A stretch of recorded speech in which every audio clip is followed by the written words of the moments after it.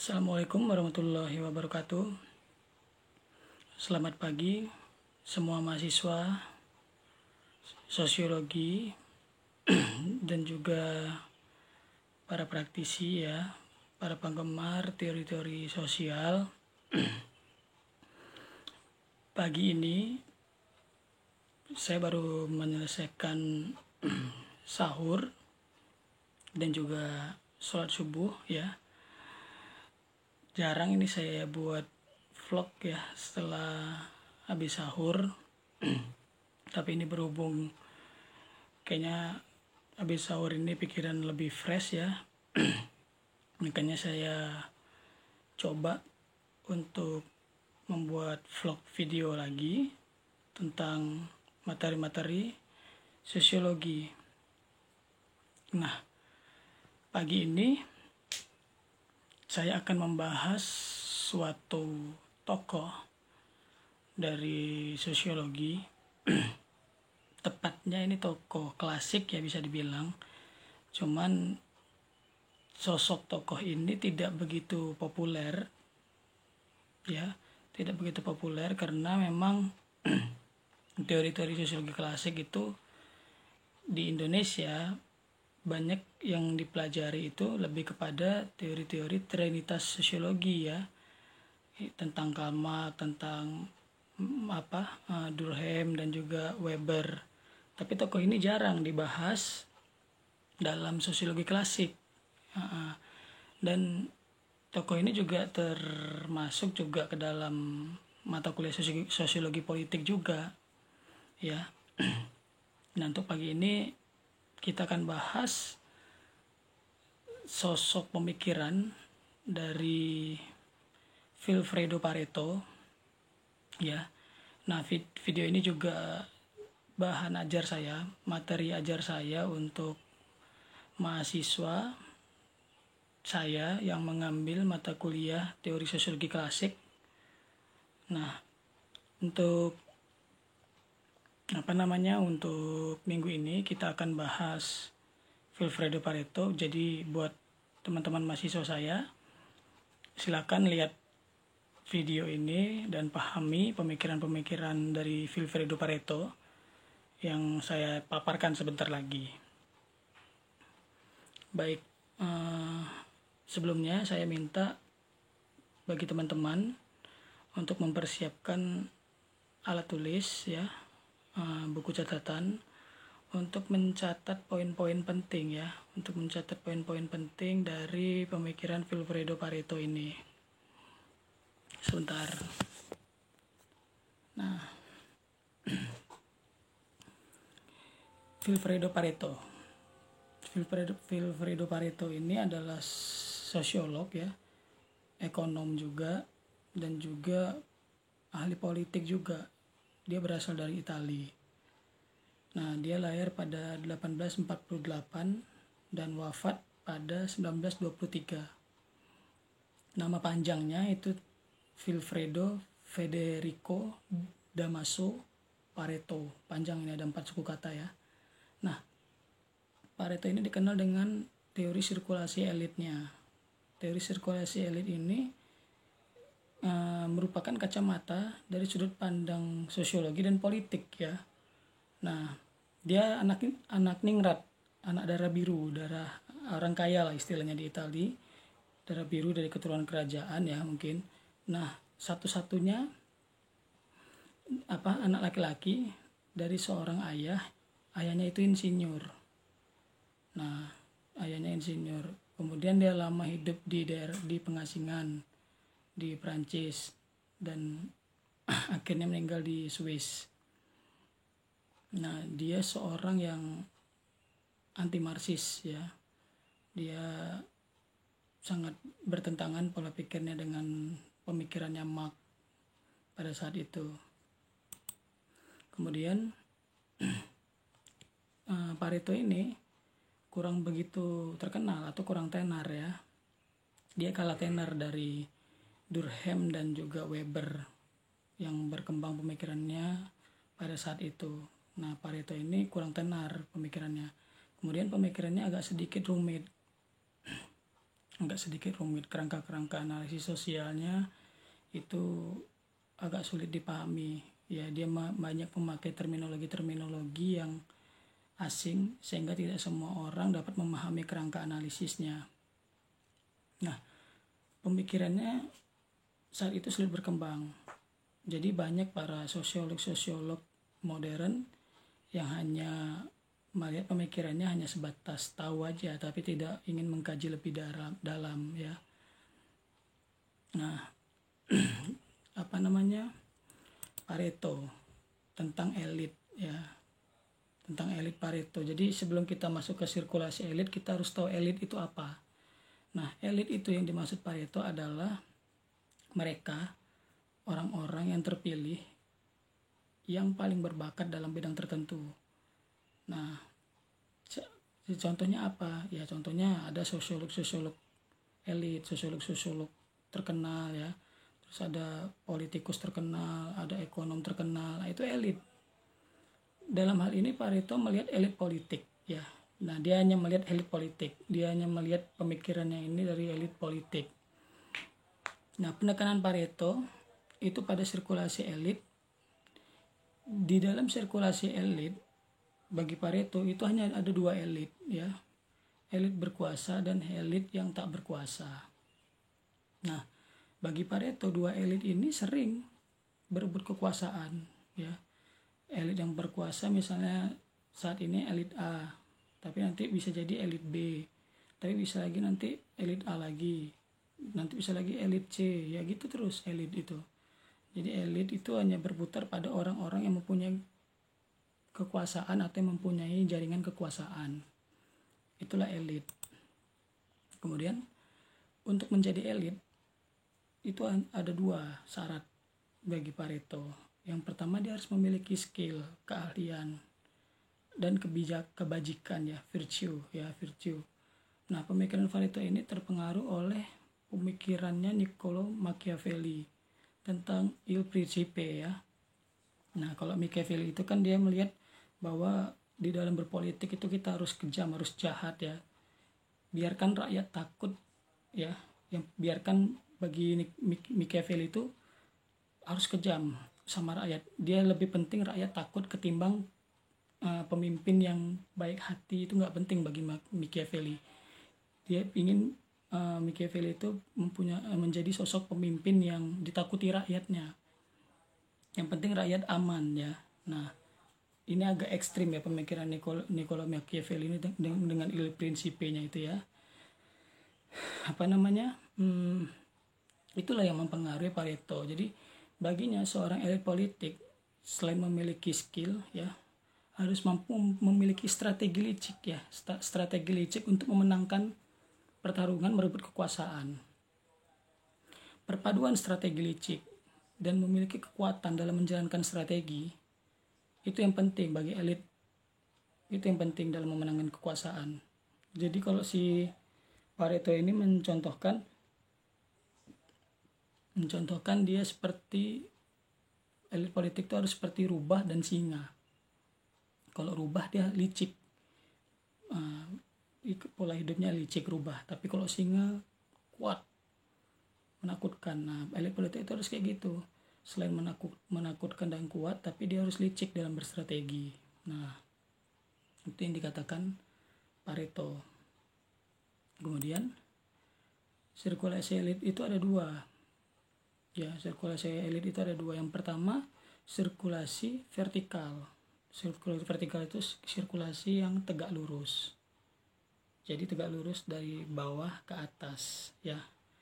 Terus sirkulasi horizontal yang mendatar. Nah, ada dua.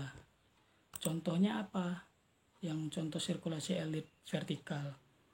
Contoh sirkulasi elit vertikal ini adalah contohnya rakyat biasa yang ingin bertarung memperebutkan kekuasaan. Ya, dulunya dia bukan elit, salah satu elit, dia hanya rakyat biasa ya, bisa dikatakan buruh atau pekerja atau PNS lah. Kemudian dia mempunyai modal, mempunyai wadah, corong, saluran untuk bisa merebut kekuasaan di atas. Itulah elit vertikal. Jadi elit vertikal ini dari bawah bottom to up, ya, dari bawah ke atas. Contohnya apa? Banyak. Di sini saya mencontohkan misalnya Pasha Ungu. Pasha Ungu itu dulu kan dia bukan dari orang elit politik, dia hanya artis, vokalis band. Tapi kemudian dia ada saluran, ya, partai politik dalam hal ini alatnya. Ada salah satu partai politik yang mengajak dia untuk bertarung menjadi calon wakil wali kota di Sulawesi. Akhirnya dia masuk dari rakyat menjadi elit politik, ya. Elit politik dalam hal ini dia menjadi wakil wali kota. Nah, inilah yang disebut elit vertikal. Dari bawah itu rakyat, ke atas itu penguasa elit. Nah, kemudian ada anggota-anggota DPR yang dulunya artis, misalnya kayak artis, atlet, ya, kayak di sini saya mencontohkan Moreno Suprapto, dulu kan pembalap itu, kakak adiknya Nana Migola, dia pembalap. Kemudian ada satu partai, dia mencalonkan diri menjadi anggota dewan lewat salah satu partai, akhirnya dia menang menjadi dewan lah dia di DPR sekarang. Nah, itulah salah satu elit vertikal juga. Nah, contoh lagi Presiden Jokowi. Dulu Presiden Jokowi siapa? Kita nggak pernah tahu sebelumnya Presiden Jokowi itu dari mana. Tapi dulu Presiden Jokowi itu pengusaha mebel kayu, ya, di Solo. Tapi dia dia menggunakan kendaraan politiknya, ya, dalam hal ini dia menggunakan partai politik. Akhirnya dia menang di pemilu kada Kota Solo tahun 2005. Dari situ karir politiknya menanjak terus, menanjak dari, maksudnya nih, elit vertikalnya Presiden Jokowi itu menanjak dari masyarakat biasa, pengusaha mebel, menjadi wali kota, dari wali kota menjadi gubernur Jakarta, dari Jakarta sampailah presiden. Nah, ini elit vertikal, naik terus dia. Nah, kemudian ada elit horizontal. Elit horizontal ini, ya, kita gampang aja mencontohkan, ya, seperti pergantian presiden, misalnya dari Presiden SBY dulu ke Presiden Jokowi, itu elit horizontal, ya. Itu elit horizontal yang artinya yaitu tadi, elit horizontal itu ada elit yang berkuasa dan ada elit yang tak berkuasa. Jadi ini hanya pergantian sesama elit aja. Nah, itulah elit horizontal. Contohnya pergantian Kapolri, ya, pergantian Panglima TNI, itu kan sebenarnya elit-elit juga yang diganti.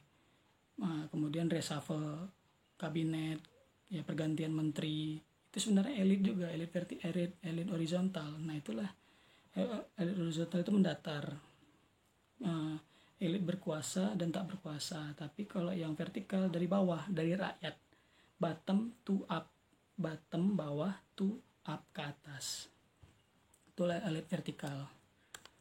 Nah, sama dalam membaca sirkulasi elit ini, ada piramida sirkulasi, ya. Ini kita mencontohkan kayak sepak bola lah. Sepak bola itu kan ada peringkatnya tuh, peringkat 1, peringkat 2, peringkat 3 sampai peringkat terakhir. Nah, begitu juga elit. Elit itu bagi Pareto mengalami sirkulasi, ada degradasi dan ada yang promosi, ya. Kan kalau sepak bola, kalau yang peringkatnya dari 16, 17, 18, dia pasti ke degradasi ke liga bawahnya. Nah, sedangkan yang liga bawahnya, yang peringkat 1 atau peringkat 2, peringkat 3, pasti dia promosi ke liga atasnya. Nah, seperti itu sirkulasi elit. Ada sistem degradasi dan promosi. Nah, gitu. Jadi siapa yang kuat, siapa yang memenangkan pertarungan, dialah juaranya. Tapi siapa yang nggak kuat, siapa yang kalah dalam pertarungan, nah, dia yang terdegradasi ke bawah. Begitu elit. Contoh, ada sketsa elit yang digambarkan oleh Pareto. Sederhananya gini aja, kita lihat dari pemilu legislatif yang selalu dinamis, pemenangnya itu, partainya itu selalu dinamis, nggak ada yang, hampir bisa dikatakan yang pemenangnya itu aja tuh ada, cuman sedikit, ya. Kayak contohnya ini tahun 2004 itu Golkar yang menang. sehingga di anggota dewan pun kursi Golkar banyak ya, termasuk juga ketua DPR-nya pun dari Golkar akhirnya. Kemudian dinamis, politik ini bertarung terus, dinamis, berputar dia kan. Tahun 2009 Golkar kalah, yang menang Demokrat.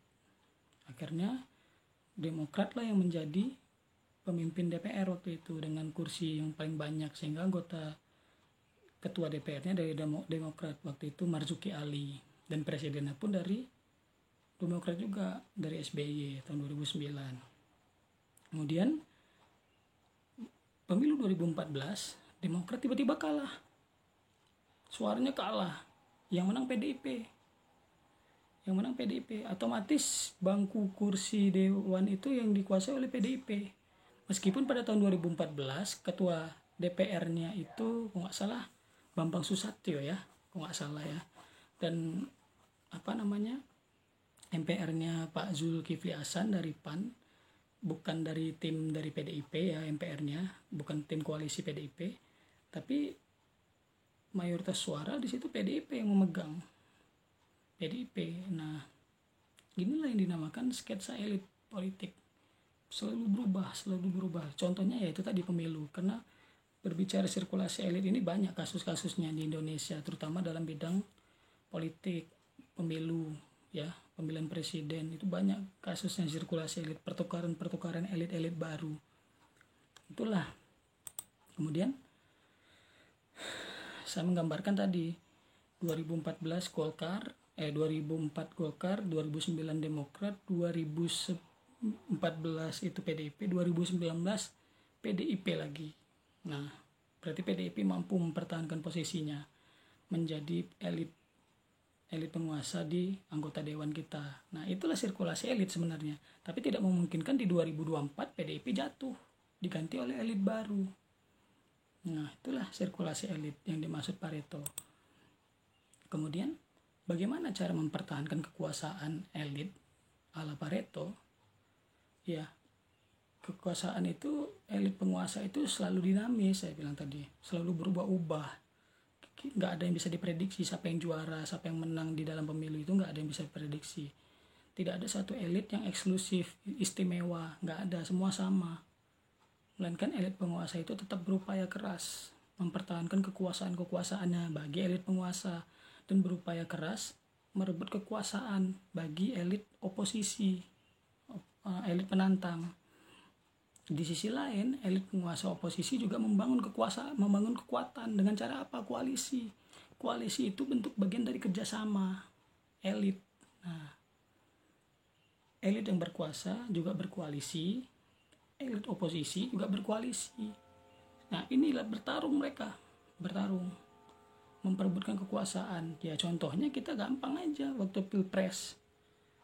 Ya, Pilpres 2019 Pak Jokowi dengan Pak Ma'ruf Amin didukung oleh partai-partai yang besar ya, PDIP, P3, PKB, PKP ya, Nasdem, Golkar, Hanura. Tapi di sisi lain Pak Prabowo juga didukung juga oleh partai-partai besar, Gerindra, PAN, Demokrat, PKS. Nah, inilah cara-cara mempertahankan kekuasaan elit. Ada dua elit yang bertarung di sini, elit Pak Jokowi dan elitnya Pak Prabowo. Dan yang memenangkan waktu itu elitnya Pak Jokowi. Berarti sehingga Pak Jokowi mampu mempertahankan kekuasaannya. Tidak ada sirkulasi elit. Nah, di pemilu 2019. Tapi kita tidak tahu di Pilpres 2024 pasti ada sirkulasi elit baru karena Pak Jokowi udah 2 periode ya. Terus lantas di mana posisi rakyat ya, yang kok kita berbicara tadi elit ya, penguasa aja, tapi rakyat kok posisinya di mana? Ya, rakyat itu posisinya sebagai penonton ya. Rakyat, buruh itu hanya dijadikan alat atau instrumen untuk menggalang dukungan bagi para elit yang bertarung memperebutkan kekuasaan. Nah, setelah selesai memperebutkan kekuasaan, elit-elit bertarung.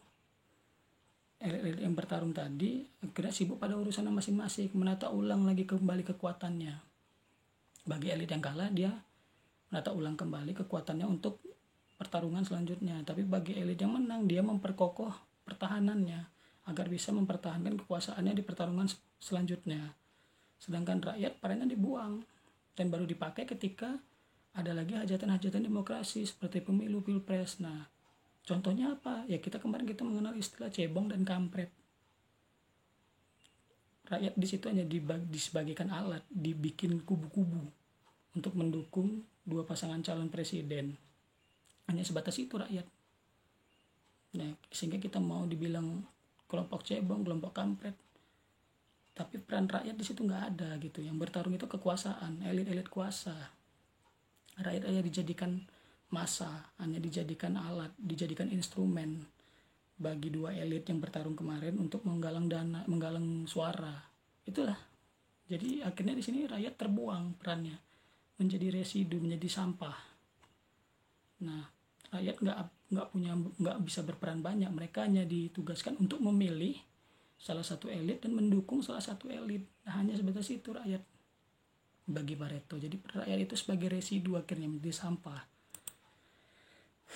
Terus Pareto mengkritik Marx dan Marxis ya. Bagi Pareto bahwa kesetaraan dan kemerdekaan manusia itu tidak bisa dicapai lewat revolusi kelas yang dicita-citakan Marx, yang dicita-citakan Marxis.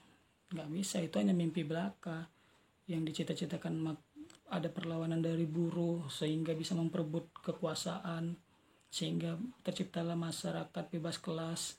Nah, itu hanya sama Pareto itu hanya ilusi belaka, semu, terlalu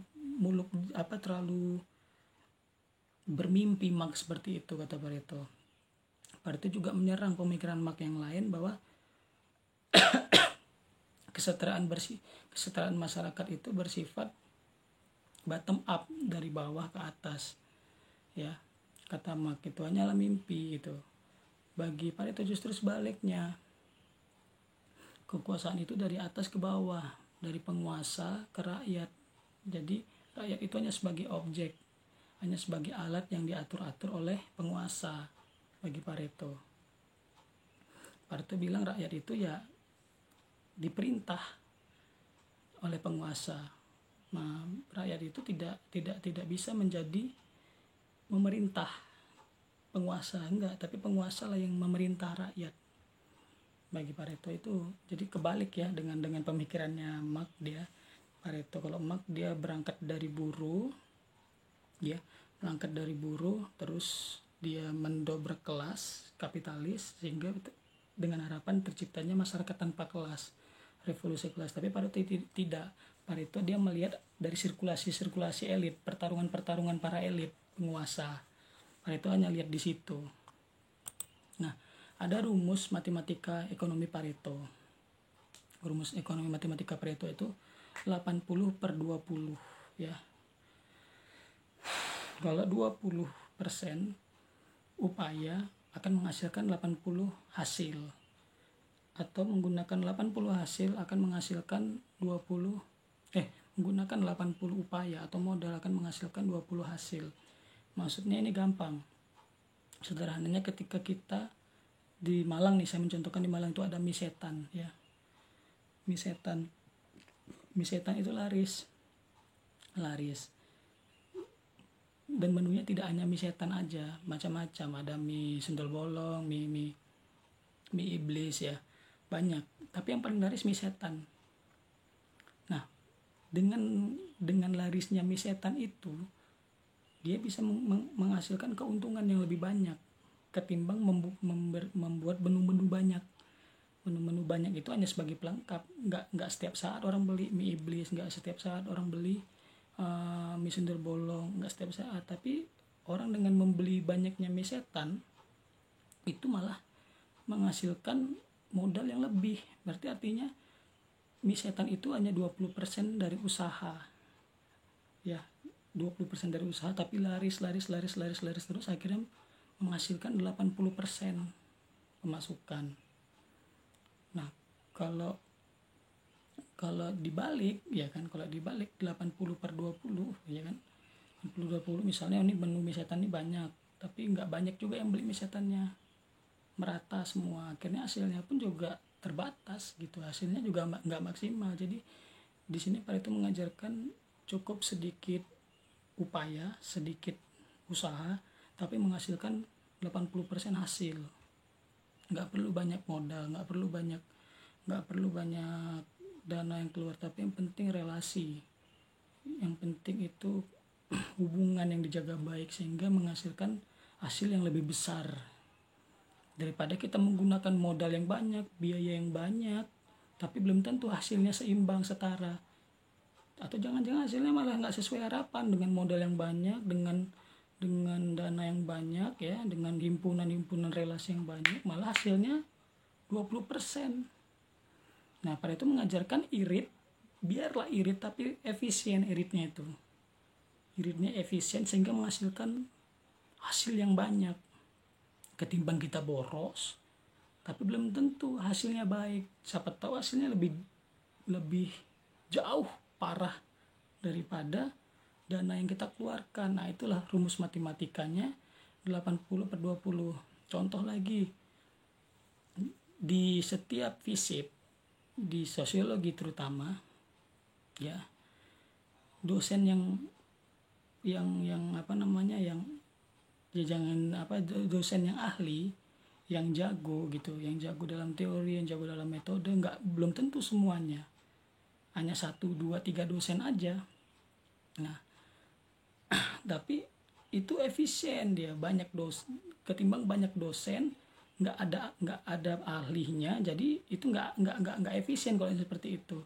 Lebih mending sedikit dosen ahli ya, tapi menghasilkan lulusan yang baik. Dosennya dikit tapi berbobot itu dosennya, menghasilkan lulusan yang baik, ketimbang dosennya banyak tapi nggak ada keahlian bagi dosennya, sehingga lulusannya standar, jelek, lulusannya nggak bagus.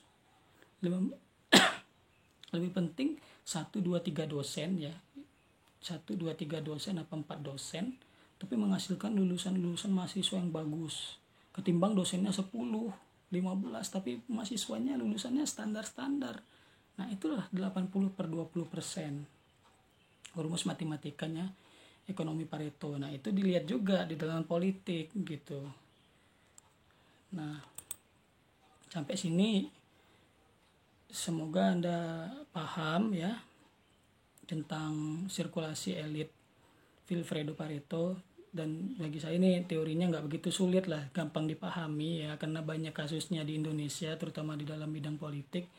Dan semoga paparan ini bisa memberikan Anda gambaran tentang analisis Vilfredo Pareto tentang sirkulasi elit. Cukup sekian pembahasan kita hari ini tentang sirkulasi elit Vilfredo Pareto. Silakan jika ada pertanyaan, saran, masukan untuk teman-teman semua yang ingin bertanya, saya persilakan. Dan jangan lupa subscribe dan like ya video-video saya yang berhubungan dengan sosiologi dan juga yang berhubungan dengan ilmu-ilmu sosial lainnya ya. Saya akhiri, wabillahi taufiq wa hidayah, wassalamualaikum warahmatullahi wabarakatuh.